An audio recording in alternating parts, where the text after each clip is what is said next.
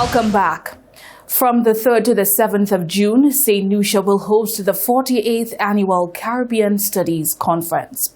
This conference will invite to our shores students, educators, and academics from across the region to discuss Caribbean development sustainability. The conference will place keen emphasis on the work of authors in Saint Lucia and the wider region in the context of the convergence of technology, people, planet, peace, prosperity, and partnerships.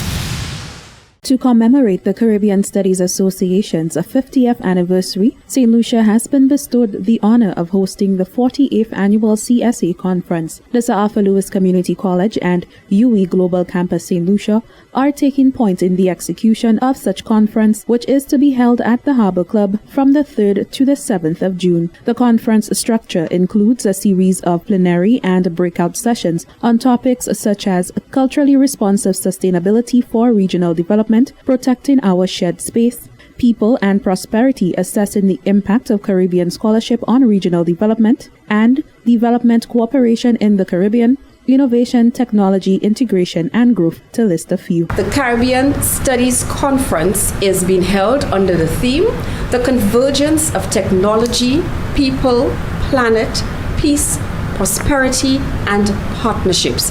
And we know how all of those are so important to us. And just to tell you a little bit more about the Caribbean Studies Association, the CSA, it is a professional organization dedicated to the advancement of Caribbean studies from a multidisciplinary and multicultural perspective. It was established in 1974 by members of all over the world who consider themselves Caribbean people, and they gather yearly to discuss, exchange, and promote academic scholarship on Caribbean topics. And this year, as we said, focuses on sustainable development in the Caribbean. Chair of the Sir Arthur Lewis Community College Board, Cletus Springer, spoke to the history and relevance of the conference, highlighting the critical need to foster regional collaboration on key topics affecting the future of Caribbean history and culture. These conferences are important because they help us to focus our minds on problems that are eluding us in terms of our solutions to these problems. And we're hoping that with this conference and the fact that it will be exposed to students and faculty of the college, as well as teachers in our country generally and across the region, that together we will have not just a national focus on these issues, but also a global focus on the issues. Executive Director of the Folk Research Center, Raisa Joseph, expressed gratitude as the center is one of the organizations partnering on the initiative. Essentially, as an organization that has been working for 50 years in the area of research, it was only natural for the FRC to come on board and participate in the CSA's conference. Its theme is very central to our development and many issues that the Caribbean and the globe are facing when we think about sustainability, whether we look at issues of water, food, economic cost of living, inclusion in terms of language and development. All of these things are very relevant to the Saint Lucian person.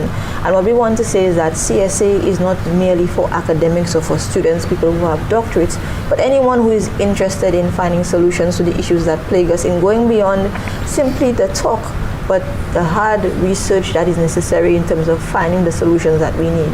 And for us at the FRC, we have worked alongside the organizing committee in terms of giving insights as to how we can make this conference as inclusive as possible, as relevant to the Saint Lucian person, and for the persons who are coming across, who are not just coming to present their work, but to experience the society.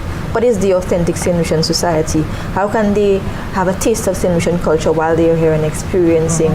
You know, we sell sun, sand, and sea, but we also have intellect that is deeply steeped in our society, and we want them to come and experience that as well. On that note, Day 4 of the conference will expose participants to the island's rich culture and picturesque scenery, with tours including a chocolate and rum tasting, peaters or sunset cruise, the poet and his muse, inspired by the life and work of Nobel laureate Sir Derek Walcott. The highlight of the conference for Saint Lucia is the premiering of the infamous Shantae's World by Saint Lucian icon Mathuine Emmanuel. Coupled with this, the work of 6 local authors in the likes of MacDonald Dixon, Kendall Hippolyte, Jane King, George Gordon, Gemma Weeks, and Shadia Mathre will form part of a special segment called Celebration of Authors. Registration is open for locals on the Sir Arthur Lewis's website. Individuals are welcome to attend all sessions or those of most interest to them. Reporting for the Hot 7 TV News, I am Jasmine Duncan. Tapia Hospital nurses took part in a secret ballot poll exercise on Thursday, May 23, 2024. The procedure, which was overseen by authorities from the Department of Labor, determined by a majority vote that the nurses' interest will now be represented by the National Workers' Union. Labour Commissioner Mr. Joseph will soon issue a recognition certificate to the National Workers' Union as the bargaining representative for the medical institutions' nurses. The NWU is holding a general meeting to inform them of their roles and responsibilities in a unionized environment, as well as to solicit their feedback so that a memorandum of proposals can be prepared on their behalf. In other news, Bank of Saint Lucia has partnered with St. Jude Hospital in the south of the island to upkeep and beautify the grounds.